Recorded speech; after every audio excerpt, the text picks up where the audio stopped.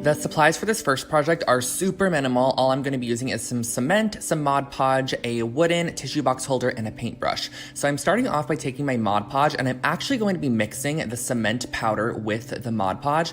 And this cement powder is super affordable at any hardware store, Home Depot, wherever it might be. It can be just quite heavy when you buy it in a bag, and I'm mixing it up to create almost this like glue-like cement texture. And I'm just using this very coarse brush to paint it on the outside of a wooden tissue box holder. This one is from Michael's. You can find them really anywhere, and they're only a couple of dollars in the raw wood section at your craft store. So I just gave this a nice coating. You could also do it with water, but I just felt like the Mod Podge created a nice sticking element. So I was able to really layer up the concrete on the outside and let it dry in between each layer to create a perfect cement tissue box. You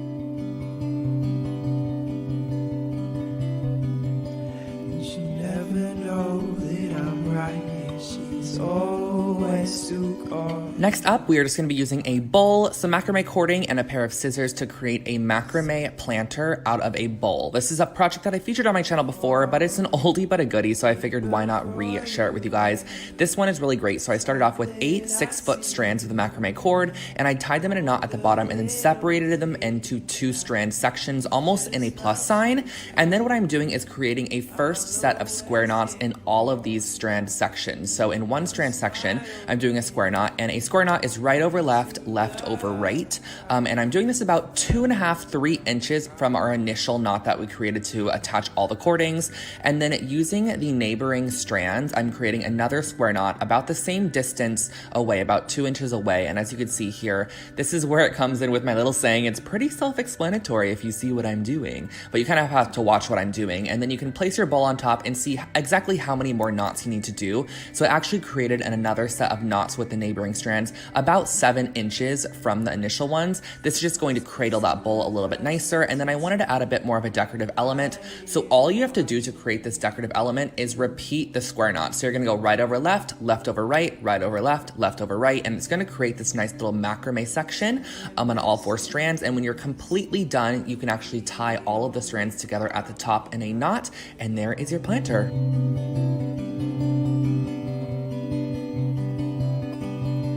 This next project is a super cute way to display your Polaroids or pictures. I'm just using some clay, some gold leaf, and a paintbrush. So this is the Fimo Soft Clay, which is just a nice, soft, malleable clay to work with from the craft store. And I'm starting by taking about 1/4 of the chunk of clay, and I'm just massaging it in my fingers. And I like to work with clay on top of wax paper or parchment paper just so it doesn't stick. And I'm kind of creating a pyramid shape, and I'm just shaping this with my fingers. You can actually use whatever you'd like. And I'm using a small piece of dental floss to actually create the incision down the middle of this piece, which is going to be the slot that you can insert your photo or whatever you want to put in there. I actually created another one as well with a slot on the side, so you can really just kind of get creative with where you want to put those or the shapes that you want to create. And next I used a small piece of black clay, and I marbled in a bit of white. So all you have to do for this is just kind of marble in the section, and you're just going to do that by mixing around the clay, twisting it in circles. You're not going to want to over mix it because you can actually mix the colors completely together, but you're going to want to mix it to where you can really see that nice white marbling. And then again, use your dental floss to create the slit. You can also use a piece of thread, whatever you have handy, and then just bake your actual clay to the temperature on the packaging. Each clay is different, so just make sure to check what the temperature is. And once they are completely done baking, all you have to do is decorate them. For some of them, I just taped them off and added a bit of gold paint to the outside edges, and then I finished them off with a nice coat of glossy Mod Podge.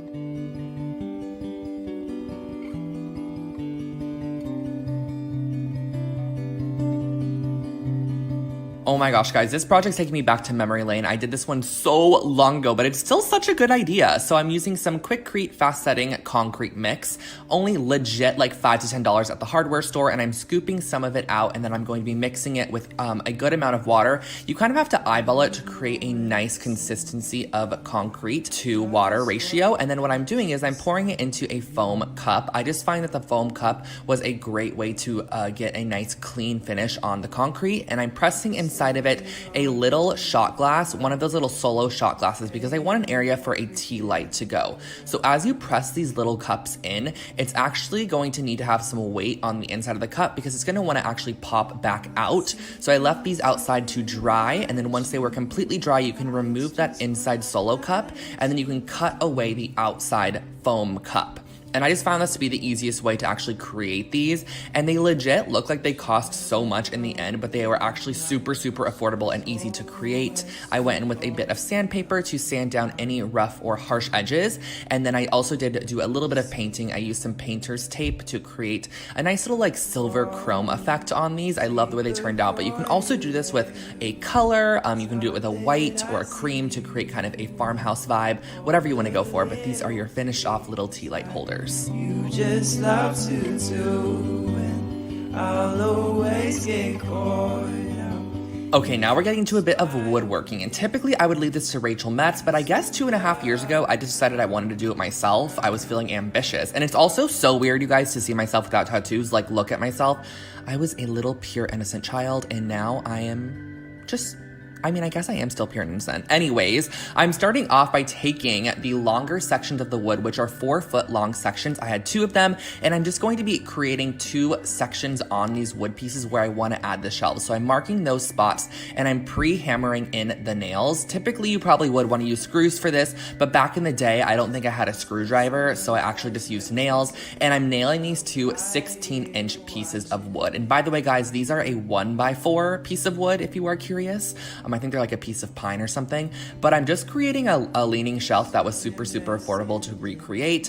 It's just gonna hold some minimal items on there, so it doesn't have to be too secure. I feel like that wasn't the best voiceover, but I think you guys kind of got the idea. I just hammered the shelves in there. There's no place on earth I'd rather be than right here. Clearly, I loved concrete, but this project actually turned out amazing. I still own this to this day. So what I'm starting off with is I'm mixing up some concrete mix in a bucket, just same as we created those tea light holders earlier to create a nice consistency. And I'm actually pouring it into like a Quaker Oats container, or not even Quaker. I guess this is an off-brand oat container, but it worked perfectly. So what I'm doing is I'm putting inside this paper mache cone, which I got at Michael's. I'm not sure what it's meant for, but once it is completely dry, you can cut away this cardboard element, and you can really use anything to mold concrete as long as it is easily being able to be cut away. You don't want to use like a hard plastic or something because you're not going to be able to get it out.